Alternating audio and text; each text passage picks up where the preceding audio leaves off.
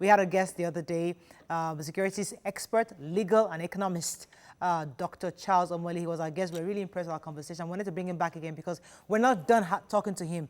Dr. Omole, are you still there? Yes, I'm here. Good morning, We enjoyed your company the other day. In fact, we're still going to bring you on more because we just felt that we need to speak to you again. We had so many questions for you, but we couldn't exhaust the questions. But we'll delve right into it. One of the things I was concerned about the economy is that our relationship with China. Yes. I'm worried. The whole world seemed to be ganging up almost against China because of COVID-19. Everybody's sending them bills of what COVID has cost them. And here is Africa. We've romanced China. They're like our new big brother. You know, they've given us money. So we are almost like China's best friends at this time. But the whole world seems to be ganging up against it. What does this portend for Africa at this time where it seems like China is our new big brother? Well, I mean, China is just China is like the bogeyman of all things wrong with the Western relationship with Africa. So, I mean, it could easily have been the United States, but China is in the eye of the storm at the moment. I think the thesis is the fact that, Africa has been exploited for too long. But I think the best way to actually put it is Africa has allowed itself to be exploited for so long. Well put, sir. Therefore, as a result of that, COVID is showing. One of the key things, even in terms of world powers, one of the things COVID-19 has shown is people withdrawing into themselves. If you, for example, look at how the nations of the world responded to COVID, even within the EU, there was no EU response. It was individual countries doing their own thing. Everybody went back to their own camp as a result of COVID. In terms of shutdown of air travel, for example, there was no global coordination at all. Each nation was just announcing their own. And we are closing our borders. We are closing our borders. So what this has done is it kind of reawakened the sort of sense of nationalism in each nation, and in this case, Africa, and we begin to question some of the things China has brought to the table. So yes, gang up on China, I accept it's happening, but you cannot say it's not 100% undeserving because China has made itself a big player across Africa. Right. And right now everybody needs somebody to blame, and China it is. Okay. So after our talk the last time, yesterday, I would love you to give us hope. So the controller of ports, the MPA, was talking about how much Nigerians were able to export. We need the forex. How hopeful? What other areas can we look into, aside oil, of course, to export and get this forex to grow our own economy? Well, I mean, there are lots of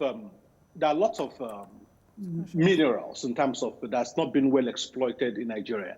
I mean, one of the biggest scandals that's happening in Nigeria, which the media are not probably covering as much, is how some cabal, I'm sorry to use that word again, some cabal have more or less taken over all our mines across Nigeria.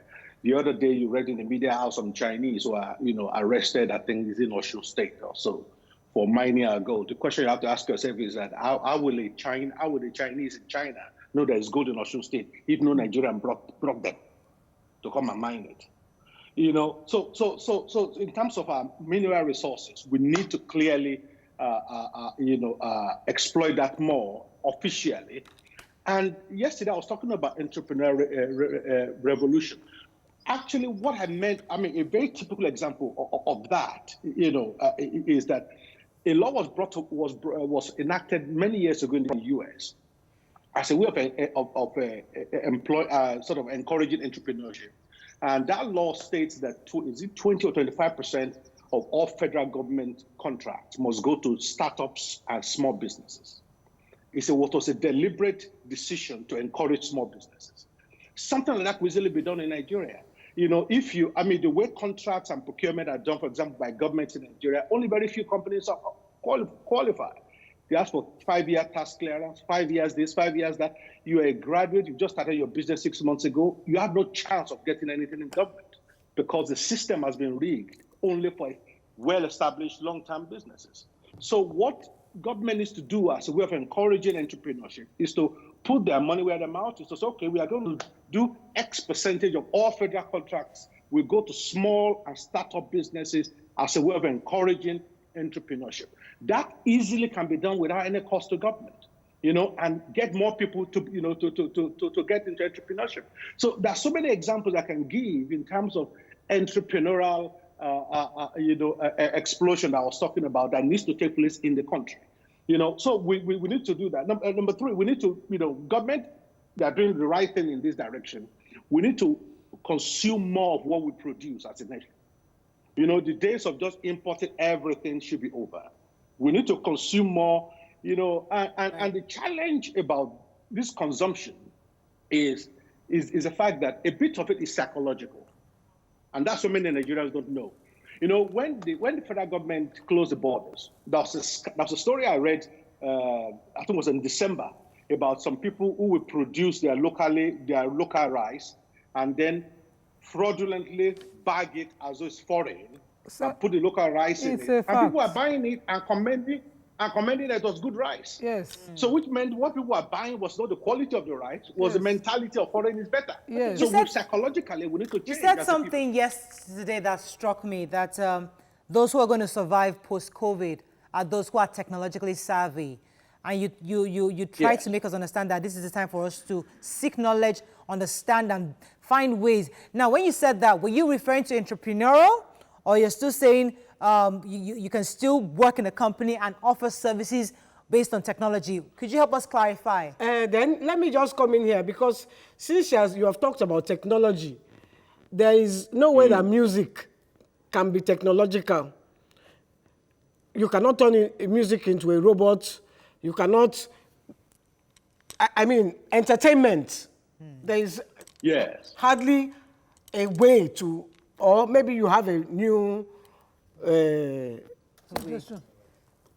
solution to the technology of music and entertainment. Well, in terms of music and entertainment, the technology there is not that a robot will be singing for you. It's a fact that, for example, one of my daughters, for example, is studying, music. And I was asking her the other day, I said, okay, how much do you need to buy all the, production equipment, all the, mixers and everything you need for your... He said, no, I don't need, all I need is have the software and I use for all that now. So with the software, she has our entire studio on her laptop. Wow. In those days where you go into a studio where you see all this machine with so many buttons, that day is gone. Everything's now on the computer. But that's different. Already happening in music. That's to bring out a record. That's to bring out a record. Yes. Musicians perform. Musicians go on stage. Then, when I'm talking about entertainment, it's all encompassing. I'm not just talking about. You are talking about nightclubs, bars, hairdressers. All that is entertainment. I'm going to wash my hair through. Well, let me put it this way. Through viral, like we're talking to you. No, because you're never going to get it. I'm fearing this social distancing and all this. We are losing human touch, human comfort, human contact to machines. Yes. That's my own fear. Yeah. Oh, no. Don't, we're never going to get to high robot universe where robot takes over the universe. No, that's never going to happen.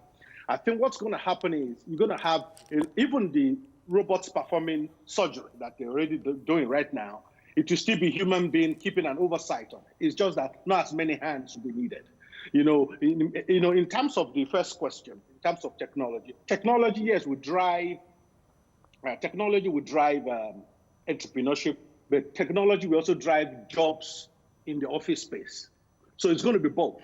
One of the things I released on my Twitter handle yesterday at Dr. Omole was I did a masterclass last night on the 25 hot business trends that Nigerians should expect, after COVID-19.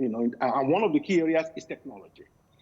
So technology will affect the office space in the sense that what you do will now have to be technologically enabled, because companies will now use more of what I call remote working facilities will now be used more in the office. in office space. So that means you have to have basic knowledge. By technology, by the way, I don't mean we all become programmers or Right. stuff like no. Right. There will be need for that, but you need to be technologically aware. Much more than you are at the moment. Unfortunately, we have to go. We've run out of time. It's always a pleasure having you, Dr. Omole. We have to bring you back. What's your Twitter handle again so that we can follow you? At Dr. C. Omole. Dr. C. At Omole. Dr. C. Omole. Certainly, we'll follow Yes. you then. But we'll call you often as possible because we need continuous insights to educate Nigerians on the way forward. Many people are confused post-COVID. They're not sure how to design their businesses and all that. So we definitely need your insights on that. Thank you so much for joining us. Like me, I'm confused though. Yeah, YK needs help. Shrine has been closed for months now, you know? So we'll come to that. Have a fabulous day. You'll be fine. See you tomorrow. Thank you. Bye-bye. All right, cheers. Bye.